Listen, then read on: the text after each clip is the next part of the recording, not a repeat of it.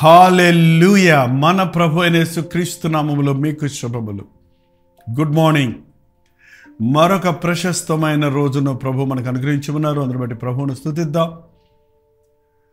ఈ నూతన సంవత్సరంలో 2వ ఆదివారంలో ముందుకు వెళ్తుండగా ప్రభు సన్నిధిలో 52 ఆదివారాలు గడుపుతానని చేసుకున్న నిబంధన గుర్తు చేసుకొని ఏటి పరిస్థితుల్లో వీలైనంత వరకు మందిరమును మానకుండా ప్రతి వారం దేవుని సన్నిధికి వెళ్ళి ఆయన ఆరాధించడానికి మరొకసారి మనల్ని మనం సిద్ధపరచుకుందాం. ప్రార్థన. పరిశుద్ధుడ నీకు వందనములయ్యా. సంఘము క్రీస్తు శరీరముగా ఉన్నదని, సంఘములో జీవము కలిగిన దేవుని సంఘములో మేమందరము నాయన సభ్యులుగా ఉన్నామన్నది గుర్తించినప్పుడు ఎంతో భయముతో, జాగ్రత్తతో, కృతజ్ఞతతో నిన్ను ఆరాధించుకొనుటకు, నీ ఆవరణలోనికి వెళ్ళుటకు మమ్మల్ని సిద్ధపరచుమని క్రీస్తు నామములో అడుగుచున్నాము తండ్రి. ఆమేన్. ద చర్చ్, సంఘము అని మనం తెలుగులో అంటున్నామండి.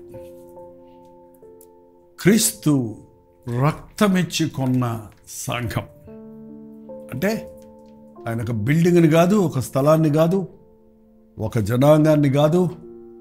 ఆయన తన రక్తమిచ్చి ఆయా భాషలు మాట్లాడే వారిలోని, ఆయా వంశముల వారు, ఆయా జాతుల వారి నుండి రక్తమిచ్చి కొన్న క్రీస్తు సంబంధులైన వారందరూ క్రీస్తు శరీరానికి గుర్తుగా ఉన్న సంఘానికి సభ్యులుగా ఉన్నామన్నది గుర్తించాలి. ఒక అవయవములో ఒక శరీరములో ఎన్ని అవయవాలు ఉన్నాయో అలాగే ఒక సంఘములో అందరూ అన్ని ఏంటండి అంటే విశ్వాసులందరూ, దైవజనులు అనబడిన వారందరూ, ఏ డెనామినేషన్లో పేరున్నా, ఏ సంఘ పేరు పెట్టుకున్నా అందరము క్రీస్తు సార్వత్రిక సంఘము అన్నది ఈరోజున మర్చిపోతున్నారండి. ఎవరి పరిచర్య వారిది, ఎవరి సిద్ధాంతాలు వారివి, ఎవరి పద్ధతులు వారివి అన్నట్టుగా పోతున్నాం. కానీ we are all interconnected with the blood of Christ. సంఘము నిర్దోషమైనదిగా, నిష్కళంకమైనదిగా ఉండాలని ప్రభు తన రక్తమును చిందించి మనల్ని పరిశుద్ధపరిచి వధువు సంఘముగా వరుడైన క్రీస్తు తన రాజ్యములోనికి తీసుకుని వెళ్ళుటకు సిద్ధపడుటకు దేవుడు ఏర్పాటు చేస్తున్నాడు. ఎందుకు మనం ఆదివారం దేవుని మందిరానికి వెళ్ళేది? ఎందుకు సంఘములకు వెళ్ళేది? ఎందుకు సంఘములో మనం సభ్యులుగా ఉండవలసినది? ఇది ఒక ఆర్గనైజేషన్లా కాదు. ఇది అన్ని సంఘాల వంటి, అంటే లోకంలో రకరకాల సంఘాలు ఉన్నాయి కదండి. ఈ రోజుల్లో భిక్షగాళ్ళ సంఘము, గుడ్డి వాళ్ళ సంఘము, కుష్ఠరోగుల సంఘము, ఇక ఏంటంటే ఒకటి కాదు, రకరకాల సంఘాల పేర్లు పెట్టుకుంటున్నారు ఒక సముదాయాన్ని. కానీ యేసుక్రీస్తు రక్తమిచ్చి కొన్న క్రీస్తు సంబంధులమైన మనం దేవుని సంఘముగా ఉన్నాం, దేవుని బిడ్డలుగా ఉన్నాం. మనం మందిరాలకు వెళ్ళేది ఎందుకంటే మనల్ని మనం సిద్ధపరచుకోవడానికి, పరిశుద్ధపరచుకోవడానికి, మన యొక్క భక్తిని కాపాడుకోవటానికి. మెయింటెనెన్స్ అంటారు చూసారా? ఏదన్నా ఒక వస్తువు కొంటే దాన్ని మెయింటైన్ చేయాలి. అలాగే మనం రక్షించబడిన తర్వాత ఆ రక్షణను మనం మెయింటైన్ చేయాలి. ఎప్పటికప్పుడు మనం నింపబడాలి దేవుని ఆత్మతో, ఎప్పటికప్పుడు శుద్ధీకరించబడాలి. మరల లోక మాలిన్యము నుండి కడగబడుతూ శుద్ధ హృదయాన్ని కాపాడుకొని నిర్దోషుల నిష్కళంకముగా ప్రభు రాజ్యం కొరకు ఎదురు చూచి వారిగా ఉండాలి. అందుకే దేవాలయానికి వెళ్ళాలండి. మరి ఈ రోజున సంఘం అనే మాట అలవాటైపోయింది, చర్చ్ అనే మాట చులకనైపోయింది. ఎంతోమంది ఎన్నో చర్చెస్, ఎన్నో పేర్లు, ఎంతో గలిబిలి జరుగుతున్నప్పుడు ఏది నిజమైన బోధ, ఏది అబద్ధ బోధ, ఏది సరైన సంఘం, ఏది కాదు అని తెలియని పరిస్థితుల్లో సాగిపోతుంది. బైబిల్లో పరిశుద్ధుడైన పౌలుని గురించి ఎక్కువగా మనకి 13 ఉత్తరాల్లోనూ తన యొక్క పరిచర్య విధానాన్ని, ఆనాటి పరిచర్యను వివరంగా మనకు తెలియజేశాడు. పేతురు కూడా తెలియజేశాడు, యోహాను కూడా తెలియజేశాడు. ఆది సంఘము యొక్క పద్ధతిని మనం అపోస్తుల కార్యాల్లో చూస్తున్నాం. ఆనాటికి ఈనాటికి పోల్చుకుంటే ఈ రోజున మనకి ఒకరితో ఒకరికి సంబంధం లేని సంఘాలు ఉండటం, ఒక సంఘమును ఇంకొక సంఘం ప్రేమించలేకపోవటం, ఒక సంఘ సభ్యులు ఇంకొక సంఘ సభ్యులతో సఖ్యతగా ఉండలేకపోవటం, ఒక సేవకుడు మరొక తోటి సేవకుడిని విమర్శించేవాడిగా లేక పట్టించుకున్నట్టుగా ఉండటం ఈ రోజున ఎక్కువ చూస్తున్నాం. కానీ యేసుక్రీస్తు నామాన్ని ధరించిన మనందరం పరలోక రాజ్యం కొరకు సిద్ధపడుతున్నామని, మనందరం క్రీస్తు రక్తంలో ఒకే రక్తంలో కడగబడిన క్రీస్తు రక్త సంబంధులం అన్న సంగతి గుర్తుపెట్టుకోవాలి. దేవుడు మన దగ్గర నుంచి ఒక స్టాండర్డ్స్ ఎక్స్పెక్ట్ చేస్తున్నాడు. దేవుడు మన దగ్గర నుంచి ఒక ఉన్నతమైన స్థితిని ఎదురు చూస్తూ ఉన్నాడు. దేవుని నామాన్ని ధరించిన మనం ప్రభువు నామాన్ని ఒప్పుకునే ప్రతి ఒక్కడు దుర్నీతి నుంచి తొలగిపోవాలి. తన హృదయాన్ని శుద్ధిగా కాపాడుకోవాలి. పరిశుద్ధుడైన పౌలు ఆ రోజు సంఘం అంటే వాళ్ళకి బిల్డింగులే లేవండి. ఇప్పుడైతే మనకి బిల్డింగులు కూడా ఉన్నాయి. అఫ్కోర్స్ మాలాంటి కొందరు సేవకులకి ఉన్న బిల్డింగ్ చిన్న చర్చలు చాలక అద్దె స్థలాలు తీసుకొని, హాల్స్ అద్దెకి తీసుకొని మీటింగ్స్ జరిపిస్తూ ఉన్నాం. కొందరు పాపం పల్లెటూరులో ఉన్నవారు చిన్న గుడిసెల్లో కూడా మీటింగ్లు జరిపిస్తున్నారు. కొందరు చెట్ల కింద కూడా ఆరాధించుకునేవారు ఇప్పటికీ ఉన్నారు. మనం ఎక్కడ ఎంత పెద్ద బంగళాలో, ఎంత పెద్ద టెంపుల్లో, లేకపోతే కెథీడ్రల్లో ఉన్నాం, లేకపోతే ఎంత పెద్ద చర్చిలో ఉన్నాం, అది దేవుడు చూస్తలేదు. కానీ ఎక్కడ 2-3 ఆయన నామంలో కూడి ఉన్నారా, ఎక్కడ శుద్ధ హృదయులై విరిగిన హృదయం కలిగిన వారై ఆయన మాట విని వడికే వారికి ఉన్నారా, అక్కడక్కడ ఆయన ఉన్నాడు అని చెప్పిన ప్రభు ఈరోజు మన సంఘం యొక్క హోదాను బట్టి కాక మన హృదయ స్థితిని బట్టి మన మధ్య నివసించడానికి ఎప్పుడు ఆయన సిద్ధంగా ఉన్నాడు. పౌలుకి క్రీస్తు అంటే ఎక్కువ ప్రేమ. ఎందుకంటే అద్భుతంగా దేవుని ప్రేమ చేత ముట్టబడ్డాడు. ఆ తర్వాత సంఘం అంటే తనకి ఎక్కువ ఆతృత. ఎందుకంటే ఆది సంఘస్థుల్ని చెల్లాచెదరు చేసిన వాడు, హాని చేసిన వాడు, దూషకుడుగా, హానికరుడుగా వారిని బాధలు చేసి శ్రమ పెట్టాడు కనుక తాను చేసిన తప్పుకు తను ఎంతగా దేవుని దుఃఖపరిచినా నన్ను ఎంత ప్రేమించాడని ఆనాటి నుండి ఎంతగా సంఘాన్ని ప్రేమించాడంటే సంఘాలకు రాసిన ఉత్తరాలు చదువుతుంటే మనకు అర్థమవుతుంది. సంఘాలకు ఆయన రాసిన ఉత్తరాలను చూస్తే మనకి అర్థమవుతుంది. కొరింథీయులకు రాసిన 2వ పత్రిక 28వ వచనం, 11వ అధ్యాయం 28వ వచనం చూస్తే, కొరింథీయులకు రాసిన 2వ పత్రిక 11వ అధ్యాయం 28వ వచనం, ఇవియును గాక సంఘములన్నిటిని గురించి చింత కలదు. ఇది చాలా బాధలు ఉన్నాయి ఆయనకి. వ్యక్తిగతంగా చాలా శ్రమలు పాలయ్యాడు. దేవుని నిమిత్తమై కష్టాలు పడ్డాడు, జాగరణలో ఉన్నాడు, ఆకలి దప్పులతో ఉన్నాడు, ఉపవాసాల్లో ఉన్నాడు, చలిలో ఉన్నాడు, స్వజనుల మధ్య, అన్యజనుల మధ్య, అనుజనుల వలన, కపట సహోదరుల వల్ల ద్రోహం చేయబడ్డాడు, మోసగించబడ్డాడు, రకరకాల బాధలు పాలయ్యాడు, చెరసాల పాలయ్యాడు. కానీ ఇవన్నీ కాకుండా ఆయనకున్న బాధ ఏంటంటే సంఘమును గురించిన చింత. మనలో చాలామందికి మన సొంత చింతలు ఉంటాయి.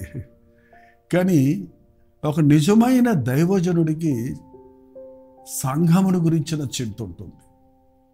సంఘమును గురించి చింత అంటే ఎలా మందిరం కట్టాలా, ఎలా డబ్బులు భోజేయాలా అనేది ఒకవేళ చాలామందికి ఈ రోజుల్లో ఉంటుందేమో. కానీ సంఘము అంటే క్రీస్తు రక్తమిచ్చి కొన్న విశ్వాసుల సమూహం.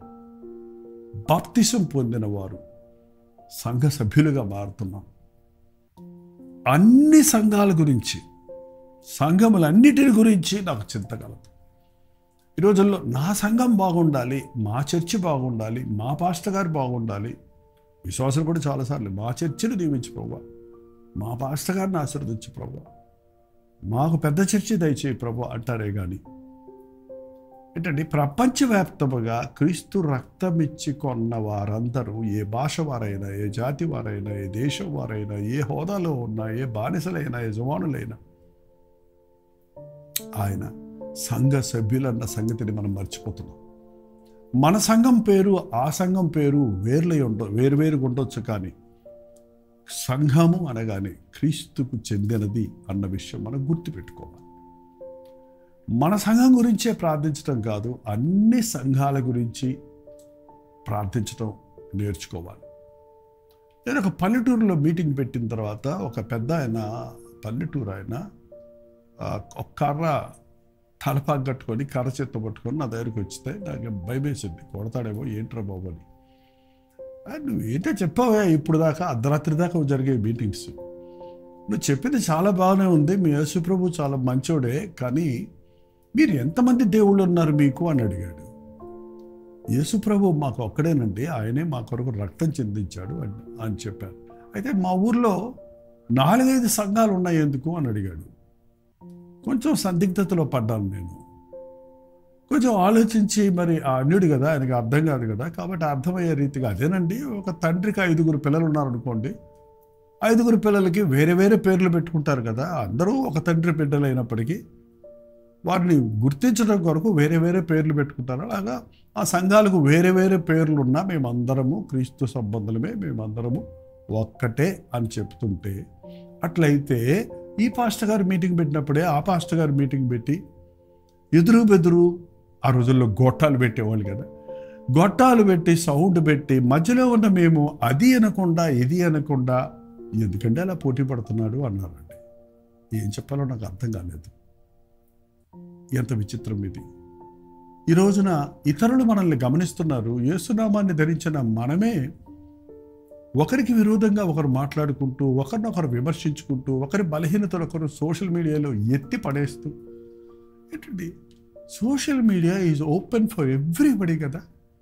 నీవు దేవుని సంఘములో చేయవలసిన దిద్దుబాటును, సంఘములో ఉండవలసిన క్రమమును గురించి, నువ్వు విమర్శను గురించి, నువ్వు హెచ్చరికను గురించి ఒక సువార్తను ప్రకటించినట్టుగా ప్రకటించడం వల్ల ప్రయోజనం ఏమని చెప్పండి.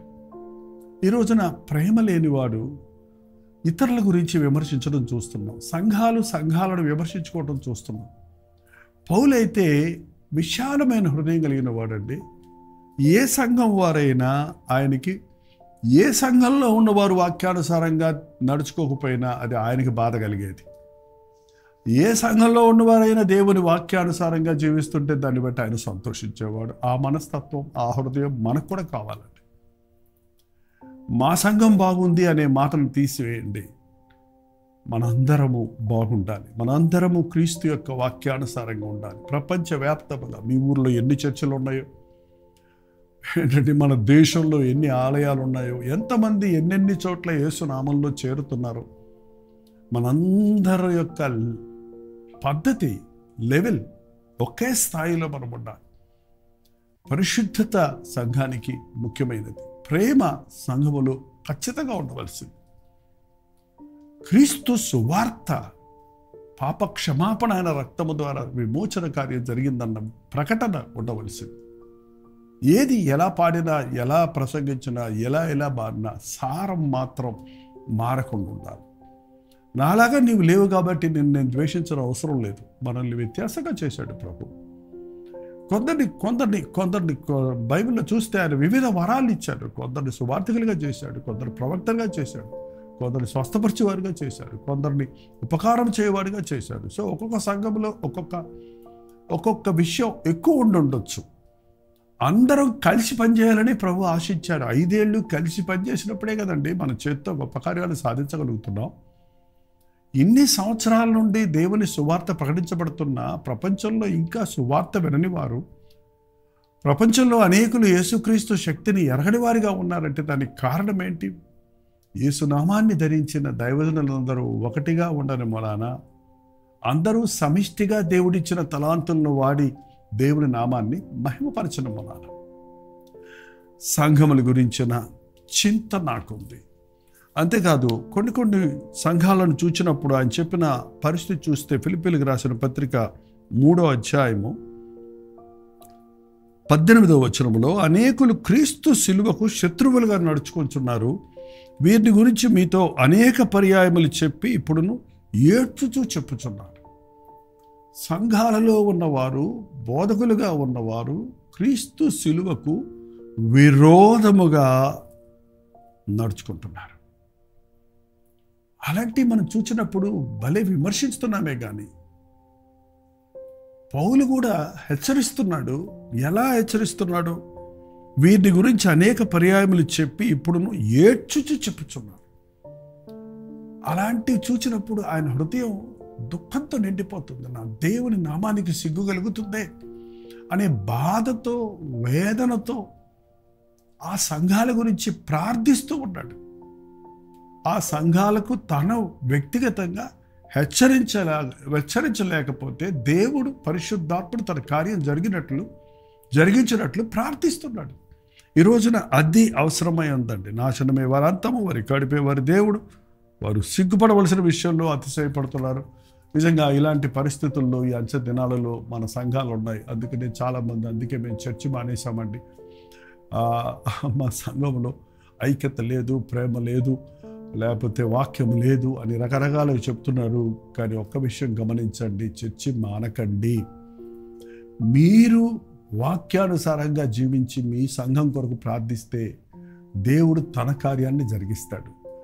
మనం మన పొరుగు వారిని ప్రేమించమని దేవుడు చెప్తున్నప్పుడు మన తోటి క్రైస్తవులను మనం ప్రేమించకుండా, తోటి సేవకులను మనం సహించకుండా, ప్రేమతో హెచ్చరించేవారిగా, బాధతో వారిని సరిదిద్దాలనే ఆశతో వారి కొరకు ప్రార్థించేవారిగా కాక విమర్శించేవారిగా ఉంటే మన చేత్తో మన కన్ను పొడుచుకున్నట్టే అవుతుంది కదండి.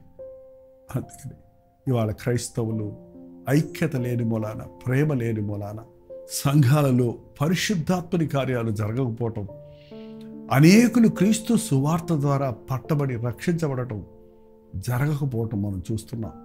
ఈ రోజు నుండి ప్రేమ అనేక దోషములను కప్పును గనుక క్రీస్తు ప్రేమతో తప్పులను దిద్దువారిగా, తప్పులు సరిదిద్దుకున్న వారిగా, దేవుని మహిమపరచున్నట్లుగా ప్రేమ ఐక్యతలతో జీవిద్దాం. దేవుని మందిరాలకు వెళదాం.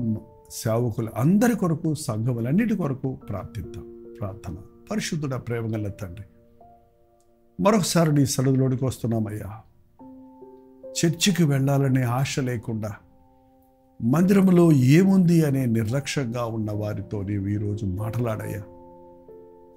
ఆ సేవకుడిని, ఈ సంఘాన్ని, ఈ పరిస్థితుల్లో చూచి అనేకులు అవిశ్వాసులుగా మారిపోతున్న ఈ భయంకరమైన దినాలలో వాక్యానుసారమైన బోధను, వాక్యానుసారమైన విశ్వాస జీవితాన్ని కలిగిన వారిపై క్రీస్తును పోలే జీవించి, మోకాళ్ళ మీద ప్రార్థించి, విశాలమైన హృదయముతో క్రీస్తు రక్తముతో కడగబడిన వారందరినీ మా సహోదరులుగా అంగీకరించి నీ రాకడ కొరకు ఎదురు చూచే వధువు సంఘములో మేమును పాలిభాగస్తులుగా ఉండటకు సహాయం చేయమని క్రీస్తు నామములో అడుగుచున్నాను తండ్రి. ఆమేన్.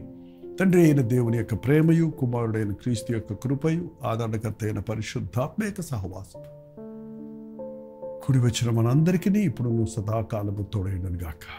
ఆమేన్. దేవుని స్తోత్రం. మీ ప్రార్థనా అవసరతల భారాలు 954041 నెంబర్కి, ఇతర దేశాల్లో ఉంటే 91001000 నెంబర్కి తెలియజేస్తున్నాం. మీకోసం మేము ప్రార్థిస్తున్నాం. మీరు ప్రార్థించండి. వాళ్ళ ఆదివారం కదా, మందిరాలకు వెళ్ళండి. కల్వరి చర్చిలో జరిగే ఆరాధనలో ఒక భాగాన్ని మీకు లైవ్ ఇవ్వడానికి ప్రయత్నిస్తాం. మీ అనుకూలతను బట్టి వీక్షించండి. ప్రోచితమైతే మధ్యాహ్నం 3 గంటలకు హెచ్చరిక, అలాగే రాత్రి 9 గంటలకు కల్వరి ప్రతి తోడులో మళ్ళీ కలుసుకుందాం. అంతవరకు దేవుని మహాకృప మీకు తోడేయడం గాక.